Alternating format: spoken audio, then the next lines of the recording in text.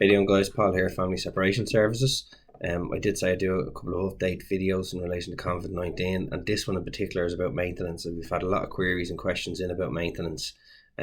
So one of the things I want to say first of all is that once there's a maintenance order in place, it remains in place, and not paying any of it or a portion of it is a breach of an order unless and until a court says otherwise at a later date, given the fact that the courts are closed now.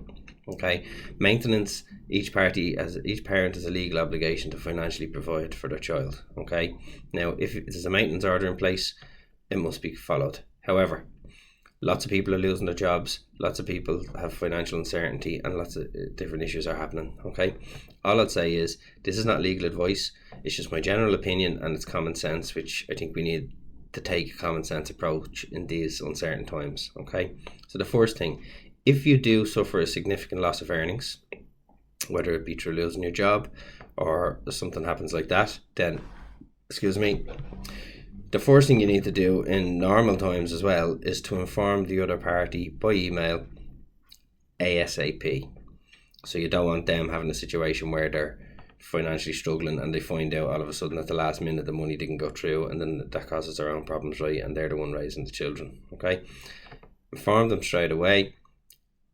You will need to provide a letter or proof and headed paper from your employer saying your hours have reduced or you've been laid off, or whatever the case may be, because you're also going to need that when you're applying for a social welfare payment anyway. Okay, the reason the other person needs it, not just for your evidence to prove it, you can't just stop paying it because you decided because of the virus. You've got to have been impacted significantly. So if you can show the letter to your ex, they may be on a social welfare payment that is means tested based on the money you're giving them, and they will need evidence to be able to show the social welfare so they can amend their payment accordingly. Okay, so there's a few sides to the coin here. Okay, so the other thing I'll say to you is do not completely stop paying maintenance altogether. If you have a situation where you need to make a reduced payment and so on, fair enough, but don't stop, because even people in normal times on social welfare pay a portion of that social welfare as maintenance. There's no reason under any circumstances that you can pay nothing. Okay, and that if there is a case down the road, that won't be taken very lightly. Okay, the other thing I want to remind you is until a court decides otherwise, okay, any amount of money you don't pay in accordance with the court order will be classified as arrears until the courts say or decide otherwise. Okay, so don't just think because you're reducing payments now that you won't need to pay it at a later date if that's what you have to do.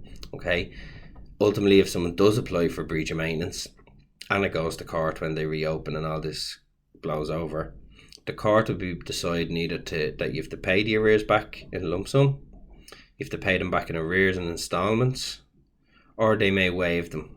Okay, and it depends on each individual case, so each circumstance will be different. It'll depend on, did you reduce it or did you stop it? It'll depend, have you got any evidence to support the fact that you had to stop or reduce payments, and it'll depend on the individual financial position of both parties. Okay, normally when you have a loss of earnings, you inform the other side, but you can apply for variation. Because the courts are closed and only seeing emergencies, that creates a problem. Now people are going to act a billy goat and they are going to try and milk this, and they're going to just try and stop pay or reduce and so on. It will backfire if you don't have any significant evidence, or if you didn't actually suffer a significant loss in earnings.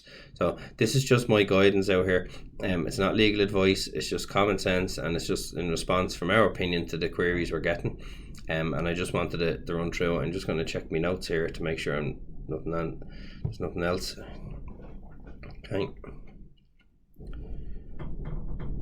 So that's all I can really give to the people paying maintenance. For the people who receive maintenance, obviously things aren't great between both parties sometimes, and sometimes you just get on even better. But one of the big issues is try and be a bit understanding. If the other side does produce proof they've lost earnings, despite your differences, if they're not able to pay the full amount, that's the case. Also, if there's delays in payment, don't be running into the court for a breach, but do gather evidence, because if it's a situation where someone is acting the billy goat, when the courts do open, you will want to apply for a breach of maintenance. Okay, the other thing I'll say to you is to contact the social welfare department if the other side does produce proof and your means tested on the money they give you, you may be entitled to an increased payment. But check the welfare.ie website to see is there any payment you can get. If you're financially struggling big time, you can contact the local community welfare officer who may be able to make a supplementary welfare payment or an emergency payment. Also, it might be a good time to go onto revenue.ie. I don't know, some people don't realise they're entitled to claim the one parent family tax credit, okay? And if you haven't, you can claim it back for the last 4 years. So that might be the opportunity to check that if you haven't been claiming it already, and you work and you're the primary carer of the children. So there may be, just keep checking relevant websites for payments and keep up to date with the news and stuff like that. But like at the end of the day, if later on you do apply for the breach, they will be classified as arrears. You may be entitled to that money back down the road, depending on the circumstances of the case and what the court decides. If anyone does have any further questions, send us a message to our Facebook, Family Separation Services. Have a look at this and other videos. And if you have any issues, you can also email info@familyseparations.ie or call the office 01 412 4456. As always, we don't take sides. We know each individual situation is different, and I'm just talking in general here to try and provide some guidance and help, because I've been looking, I don't seem to see any information come from the Department of Justice or the Court Service other than their closures. So I'm just trying to make an effort to give people some guidance in general, to try and assist you through these difficult times.